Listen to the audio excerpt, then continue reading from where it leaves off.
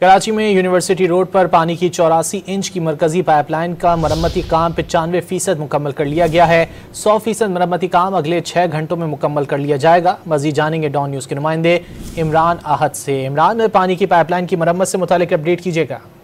देखिए, बिल्कुल कई रोज से ये काम जारी है, जबकि यूनिवर्सिटी रोड पे पानी की लाइन की मुरम्मती काम वाटर बोर्ड के मुताबिक जो है वो आखिरी मराहल में दाखिल हो गया। मुरम्मती काम 95% जो है वो मुकम्मल कर लिया गया है, जबकि मुरम्मती काम का अगला जो हिस्सा है वो 6 घंटे में मुकम्मल कर लिया जाएगा, ये वाटर बोर्ड का दावा है।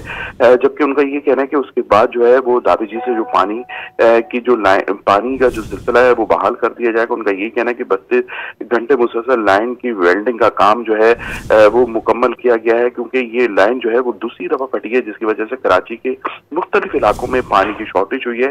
अब जाके उनका ये कहना है कि तकरीबन 6 घंटे के बाद ये लाइन मुकम्मल तौर पे जोड़ दी जाएगी और आइंदा 24 घंटे में कराची के जो दीगर जो इलाके हैं उनको पानी का जो सिलसिला है वो शुरू कर दिया जाएगा देने का। जी, बहुत शुक्रिया इमरान आहत खान इन तफसीलात के लिए।